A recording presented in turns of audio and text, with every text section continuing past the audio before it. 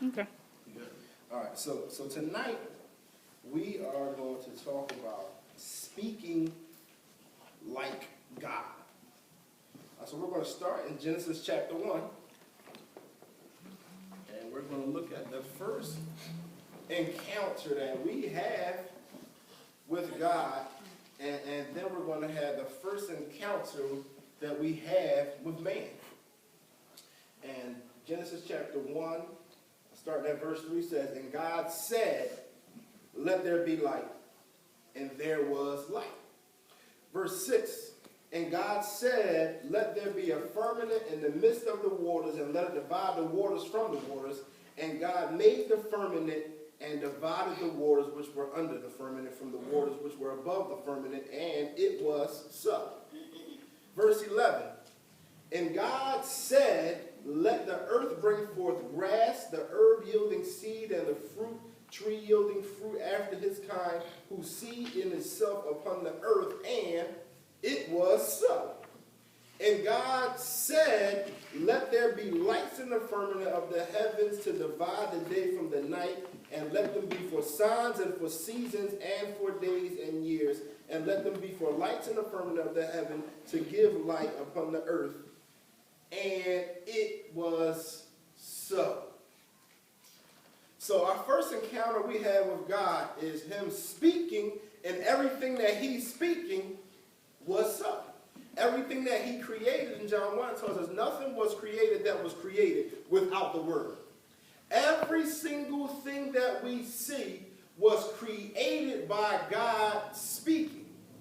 Now chapter 1 verse 26 says, "And God said again, let us make man in our image and after our likeness, and let them have dominion over the fish, over the sea, and over the fowl of the air, and over the cattle, and over all the earth, and over every creeping thing that creepeth upon the earth." Now, when God's talking about making us, or making man in his image and likeness, he ain't talking about making him look like he looked. Because everybody ain't going to look alike, so how can we all look like God? So he has to be talking about some of his characteristics, some of his traits. Now, let's look at the first encounter that we have with man.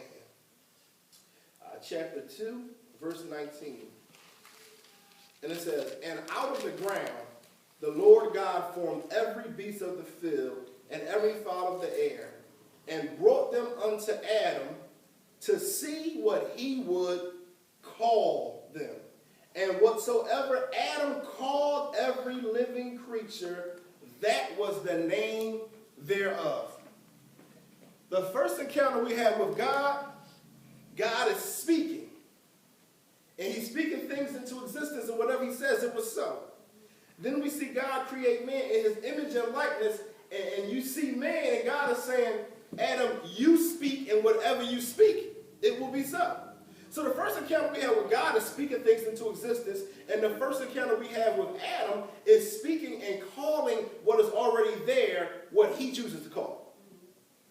Now, we cannot create in the manner that God creates, but we can create as concerning what's already here. What God has already placed in our life, it's up to us to call it what we want to call it. And when I think about, God doing that with Adam, y'all know I always see stuff like a whole little movie or whatever. So Adam is God's, God wanted to be Adam's God and wanted to be like Adam's father as he wants to be us. And I can just see God like creating Adam in his own image and his own likeness. The father, they got their son, like, that's my boy, he just like me. So I can see him like looking at the angels like, watch this. He gonna be just like me. Adam, speak. I just created everything speaking. So now I'm gonna show my boy off. I'm gonna show my highest level of creation off to you angels. Watch this, Adam, speak. And whatever you speak, that's what it's going to be called from now on out. Look at my boy. He's calling what he wants it to be. And from that point on, that's what it's going to be.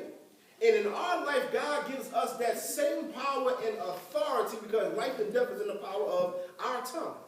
So we have the same authority and the same power that God has. And I'm I was talking about this one day because I was excited in Sunday school. It talks about Adam just having dominion over everything.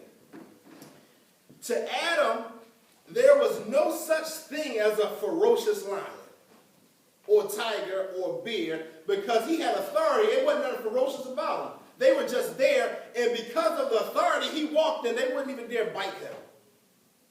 He could walk around in the midst of animals that today would kill us and would not touch him because he walked in his authority, because he understood who he was. And we had to begin to understand who we are in God and the power that we have. But we got to begin to speak. What are you calling things? When you see a situation in your life, or you see something going on, or you see something that is happening in your body, and you see all this stuff, remember, we don't walk by sight. So when you physically see it, you got to spiritually call it. So what you spiritually call is what it's going to be. So if you continually call yourself sick, you're going to be sick. You continually call yourself broke, you're going to be broke. You continually call yourself hurt, you're going to be hurt. You got to begin to speak things in the atmosphere that will begin to change everything. Now let us turn to James chapter 3.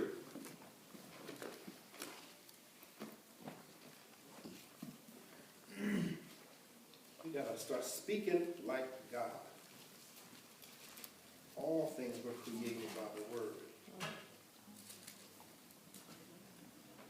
James chapter 3, starting at verse 6. And the tongue is a fire, a world of iniquity.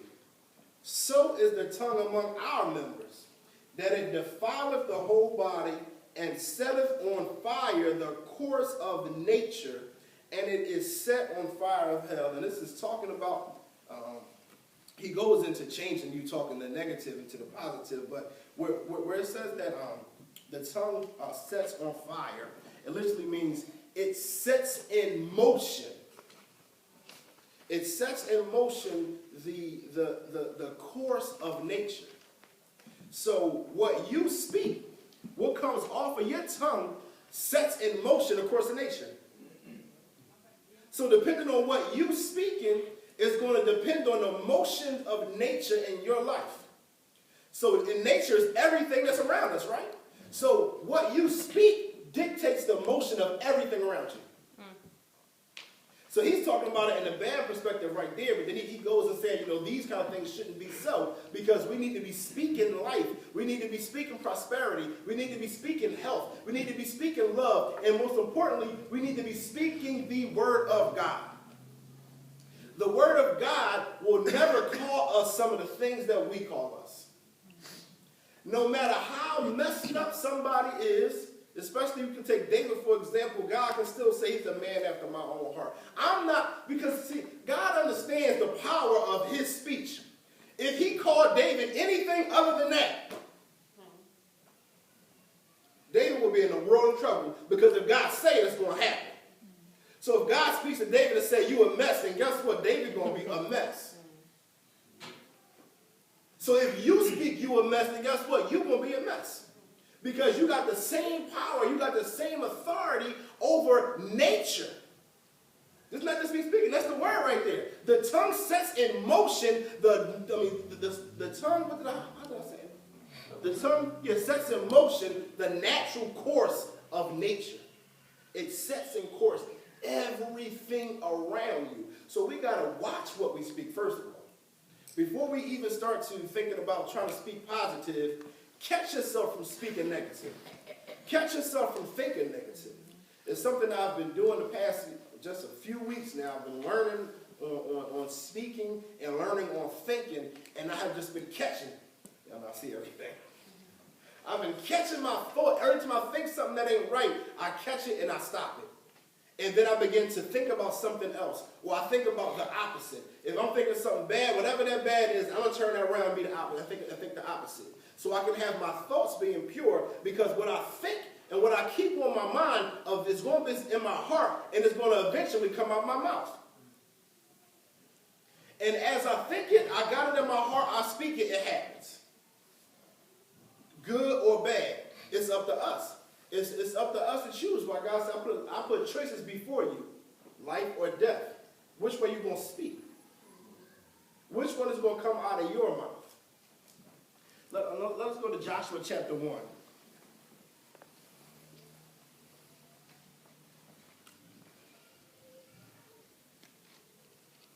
This is after, God tells Joshua, every place the sole of your foot shall tread upon, I've already given you. Verse 8, Joshua chapter 1, verse 8. This book of the law shall not depart out of thy mouth, but thou shalt meditate therein day and night, that thou mayest observe to do according to all that is written therein. For then thou shalt make thy way prosperous, and then thou shalt have good success. What's in the word, what God says about you, what's heavenly, what's godly, shall not depart out of your mouth. Joshua chapter 1, verse 8. It shall not cease to come out of your mouth. Because then it sets in motion. Because after it's in your mouth, then you can meditate on it day and night. Then you can observe to do everything that you're speaking. And as you're observing to do everything that you're speaking, you're going to have good success. Because if you are doing what you were speaking, and you were speaking good success, you're walking in it. So God says, what I spoke through my word, what I spoke through my prophets, and when I came down and spoke through my son, whatever came out of his mouth should be coming out of your mouth. In the same way he spoke things, you can do the same thing. Jesus was the epitome of what we're supposed to be. He was the epitome of what we are supposed to be. That's why he told the disciples, greater works than these you will do. I need you to understand that everything I do, you should be able to do. Because I came down in the human flesh to show you the power that even a human has. Because we are connected to God. And if Jesus can get up and just say, peace be still, you can get up and say, peace be still. It's up to you. It's up to you what you want to speak, what you want to internalize, and how you view things, how you view life situations, how you view the storm that's going on. Are you in a storm with Jesus and scared? I mean, if he's asleep, you think he ain't feel the waves? He ain't waking up because he ain't worried about the storm, because the storm is not going to hurt him. So if you with him and it ain't going to hurt him, it ain't going to hurt you either. One of y'all, the 12 disciples, somebody should have spoken the storm before they even woke Jesus up and told Jesus later on what they did. Jesus, it was a storm while you were asleep and we spoke to it. And it ceased. But they were so amazed by him speaking. They said, what manner of man is this, that the winds and the waves obey him? And that goes right back to Genesis 2 when it talks about God creating Adam. Let us give him authority over everything. There is nothing outside of our authority on this earth. Everything on the earth is inside of our authority. Joshua got to the point where he said, sun, stay still. The sun. And the Bible says that the sun stayed still while they continued fighting. That's the power that God has placed inside of us.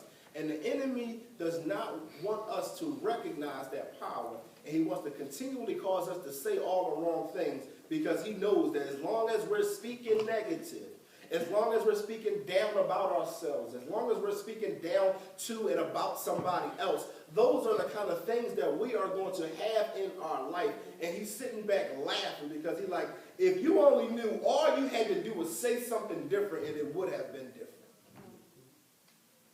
We got to begin to speak like God. Let's turn to Matthew chapter 12.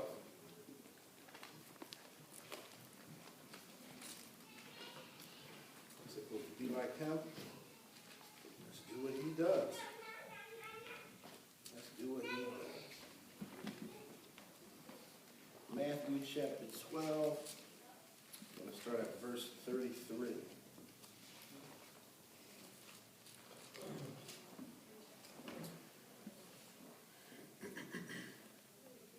Now this is talking, he's fully talking about what's being produced.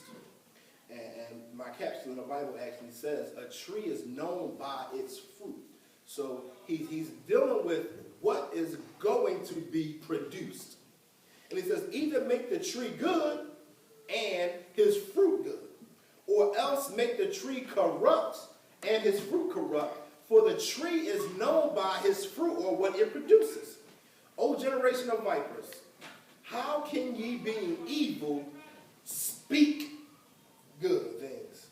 For out of the abundance of the heart the mouth speaketh. A good man out of the good treasures of the heart bringeth forth good things, and an evil man out of the evil treasure bringeth forth evil things.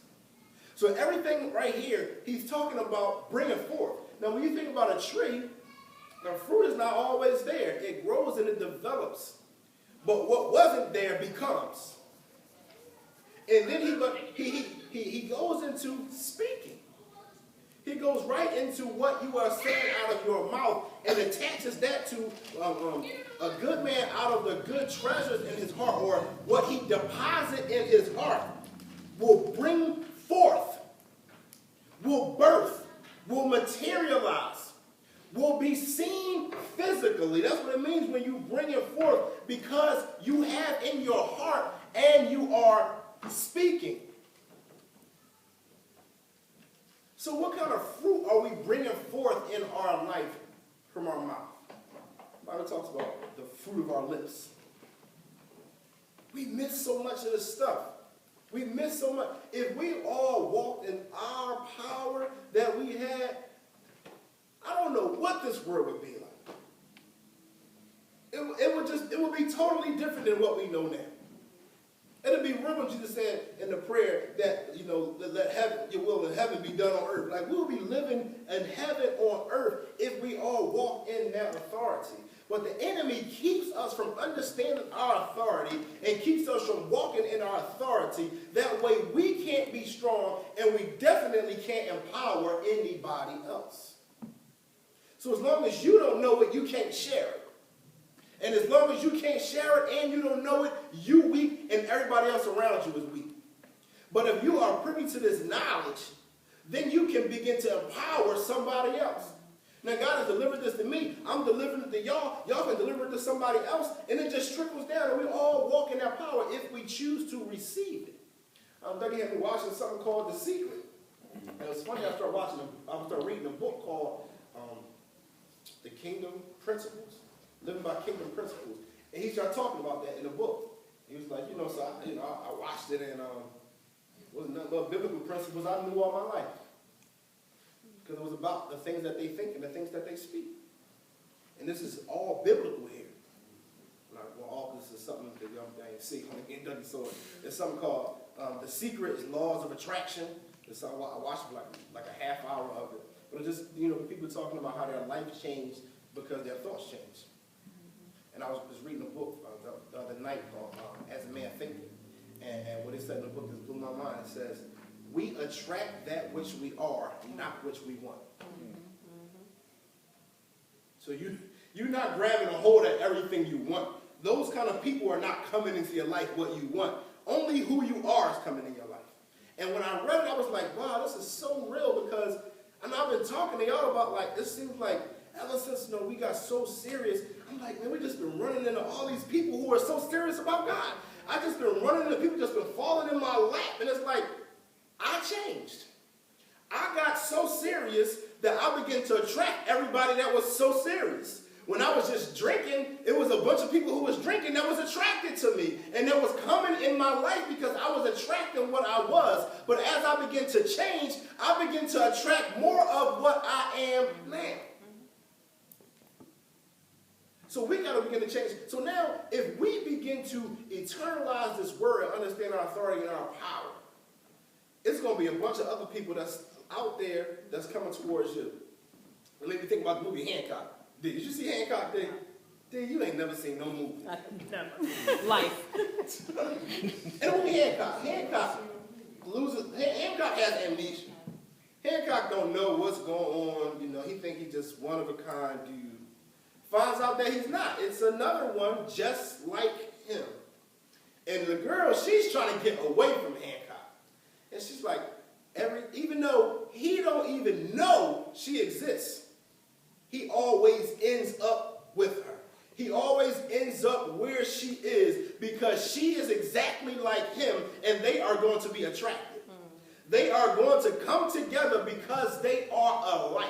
And however you are is what you are going to attract in your life from people that don't even know you exist. But the spirit that's in you is the same spirit that's in them, and that is going to connect.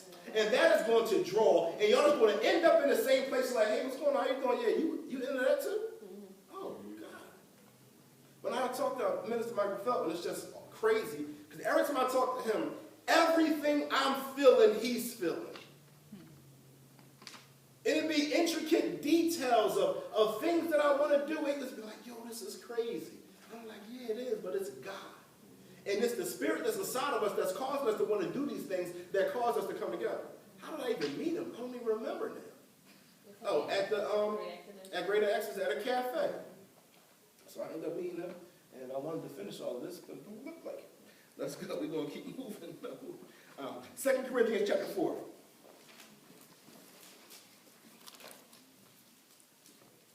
Corinthians chapter 4.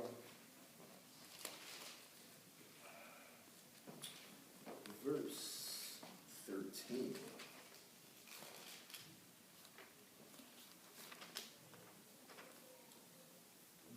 I was just talking about the same spirit too. We, having the same spirit of faith, according as it is written, I believe, and therefore have I spoken. We also believe, and therefore speak. I believed it. I spoke it. I got the word in me. I spoke the word. The word can't come back void. The word is living. So if I just spoke the word, it's going to happen.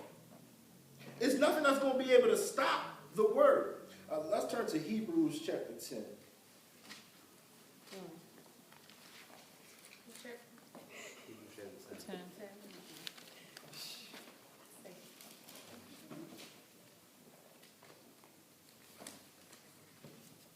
Once we get that word, I believed it, so we spoke it. Watch this. Hebrews 10:23. Let us hold fast the profession of our faith without wavering, for he is faithful that promised. Now, I don't know if I taught this at Kirkbride.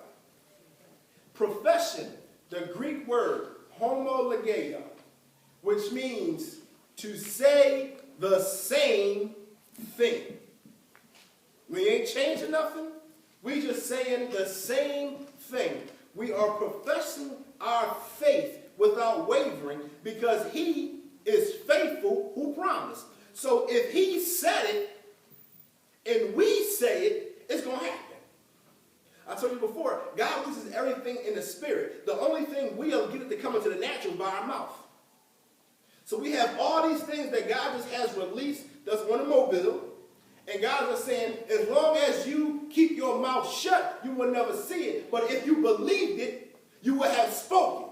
And if you speak it, then you will see it because it's in the power of your mouth. I believe, therefore I spoke it. And I love he used the song from Psalm 116 where the psalmist says, I believe and I have spoken. And then he says, we believe, so we speak.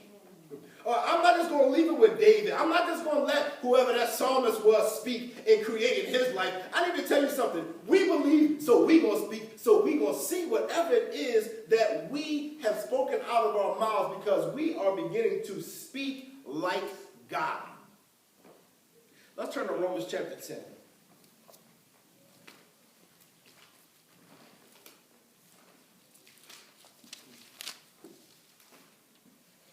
Saying the same thing. Saying the same thing. Whatever God said, you say. Verse 8. But what saith it? The word is nigh thee, even in thy mouth, and in thy heart. That is the word of faith which we preach. That if thou shalt confess with thy mouth the Lord Jesus, and shalt believe in thy heart that God hath raised him from the dead, thou shalt be saved. And this Greek word for thou shalt be saved just means thou shalt be delivered. You shall be delivered. For with the heart man believeth unto righteousness, and with the mouth confession is made unto that deliverance. With the mouth confession is made unto your deliverance. I love the song, I Told the Storm. I love that song. First time we played that song in the church went off. But that song, when you listen to the words about her speaking to that storm, and her saying out of her mouth, bills can't break me, this job can't make me, disease can't take me. When you begin to speak those things, so often people get diagnosed with a disease, accept the disease, speak death, and die way faster than they should, and they say, they really died of sadness. They died because in their mind, this killed them. The moment they were diagnosed, in their mind, I'm dead.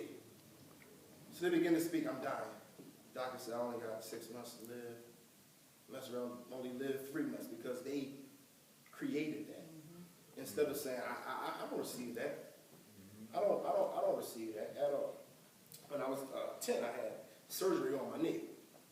Doctor says, you had a surgery, every time it rains or bad weather comes, you're going to have pains in your knee. You're going to be able to feel when it's going to rain. I said, that's stupid. I don't believe nothing like that. How is my knee going to feel when it rains? That's dumb. So I tell the doctor at 10 because it was stupid. My mom, she feels the pain when it rains. I know a lot of people who feel the pain when it rains. I have never. I have never felt the pain in my knee when it was about to rain because I never received it. Yet that's stupid. And that's how we got to be with some of the things in our life. That's stupid. That's not real. That doesn't make no sense. That's not what God said about me. So why am I going to receive what you... I don't care if the rest of the world, because so many people feel that pain, I've never felt it, and I never will. I'm never going to feel that pain because I never accepted what they said. I never spoke it. I spoke against it from the beginning. That's stupid. Doctor, I don't care what kind of degree you got. That's dumb. I will never feel in my knee the rain. It just didn't make no sense in my mind. It didn't make no sense in my mind. I'm going to feel it. So now in our spiritual mind, we got to get over these natural things that this don't make no sense in my spiritual mind. So I'm not going to think what they're telling me. I'm not going to speak what they're telling me because this don't make no sense in my spiritual mind. So I can't receive it because it don't make sense. So I'm going to reject it. And if I reject it, I'm not going to have it. So I'm going to speak contrary to it and say, my knee going to feel just fine. Did we read Romans 10? Yeah. All right, let's move on. Let's go to Matthew chapter 8. That's 10 minutes. Let's try to get through this. That's stupid. That's what I really said. And that's how I really felt. I still feel it. I don't know how nobody talk about they feel it. Matthew chapter 8, starting at verse 5. And when Jesus was entered into Capernaum, there came unto him a centurion, beseeching him, and saying, Lord, my servant lieth at home sick of the palsy, grievously tormented. And Jesus saith unto him, I will come and heal him. The centurion answered and said, Lord, I am not worthy that thou shouldest come under my roof, but speak the word only, and my servant shall be healed. Now watch this. It's not just that he had faith in Jesus. He understood the power of speaking. For I am a man under authority, having soldiers under me, and I say to this man, go, and he goeth. And to another, come, and he cometh. And to my servant, do this, and he doeth. I understand because even as a natural man, everything I say starts to happen. So there's no need for you to come to my house because if me, being this regular man, if I know my words carry so much weight that if I say come, they come, I say go, they go, I say do, they do, how your word. If you just speak the word with an advanced authority of my word, it's no way my servant not going to be healed. So the centurion, he had this faith because he understood the power of speaking. And he gave Jesus an example. Listen, Jesus, I need you to know something, Jesus. I understand. You ain't got to come to my house. Let me explain to you. I understand what speaking does. Because I see the power in my life from me speaking. Yeah. So now, if you just speak, he's going to be healed. So do we understand the power of speaking? And you know what Jesus says? Whoa! Ho! Ho! Yes, he did. He said, whoa, whoa, whoa. Ain't nobody had this much faith in Jerusalem. Ain't nobody understand the fact that what you speak is going to happen. Nobody go and your servant's going to be healed because you understand the power of speaking. And we got to begin to speak like God. Good, we almost did. Let's go to Mark chapter 11, and we're going to get out of here. Here we go. 6 minutes. Be cool. Be good. 6 minutes, they can fresh your out. Mark chapter 11, starting at verse 20. But I'm going to read verse 12 to 14 first. And on the morrow when they were come from Bethany, he was hungry. And seeing a fig tree afar off, having leaves, he came, if haply he might find anything thereon. And when he came to it, he found nothing but leaves, for the time of figs was not yet. And Jesus answered and said unto it, No man eat fruit of thee hereafter forever. And his disciples heard it. Start at verse 20. And in the morning as they passed by, they saw the fig tree drop up from the roots. And Peter, calling to remember, saith unto him, Master, behold, the fig tree which thou cursed is withered away. In verse 14, his disciples heard it. In verse 20, they saw it. They saw what he spoke. And they were excited, and they were amazed because they saw what they heard. And this word cursor here, it comes from the root word katar, which is a curse, or putting a curse on somebody, putting a hex on somebody. But the actual word here is katarumai, which means to speak the curse. It's audibly opening your mouth to do it. And because he opened his mouth to do it, it happened. And from 14 to the next morning, they saw what they heard. And Jesus answered, said unto them, Have faith in God. Jesus, how you just got real deep. We talking about a tree. Hold on, let's just go back to that. Hold on. He spoke to a tree. Your tongue sets in motion nature, the course of everything around you. He spoke to a tree. That's the power in our mouth. Jesus epitomized who we are. And now he wants to teach them this. And this is towards the end of Jesus' life, where he's really transitioning. And he's really teaching them, like, listen, I'm about to leave, but I need y'all to understand who y'all are. I need y'all to understand what y'all have. I need y'all to understand your authority. So now I got to teach y'all some lessons. For verily I say unto you, that whosoever shall say unto this mountain, Be thou removed, and be thou cast into the sea, and shall not doubt in his heart, but shall believe that those things which he saith shall come to pass, he shall have whatsoever he saith. I'm not going to deny that some of us might have some mountains in our life. Our problem is we speak about the mountain more than we speak to the mountain. Oh, we talk about how we're going through, and we talk about the pain. Nobody is telling the mountain leave. Nobody's telling the mountain be thou cast into the sea. We're just speaking about the mountain.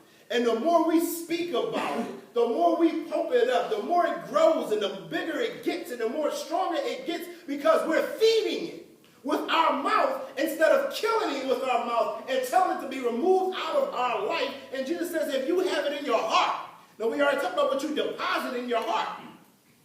The word, you deposit the word into your heart. And when it comes out your mouth, if you don't doubt, then you shall have whatever you say. This is Jesus. You shall have what you say. As long as that word is rooted in your heart. But even if the word is not rooted in your heart, people are living by biblical principles and don't even believe Jesus and are walking in authority. You know why? Because God's principles are his principles. He don't take away his principles because you don't believe in him. I set the principles, whoever follow them, is that it's going to happen because these things work. So there are people that don't even believe in Jesus who are using these principles. Verse 11. Therefore I say unto you, what things soever ye desire when ye pray. Now this word here for pray is talking about praying, speaking out loud. Believe that you receive them and ye shall have them. So when you speak to God, speak the things that you want. Out of your mouth, when you speak to God, speak what you want and you shall have. Let's turn to 2 Chronicles chapter 7, and we almost out of here. 2 Chronicles chapter 7. Familiar. But I just come across something else, and right in there, God gave me a revelation. 2 Chronicles chapter 7, verse 14. If I start reading it, you'll be able to quote it with me. If my people, which are called by my name, shall humble themselves and pray, and seek my face, and turn from their wicked ways, then will I hear from heaven, and will forgive their sin, and will heal their land. I'm going to do all of that. Let's go back to chapter 6, verse 26.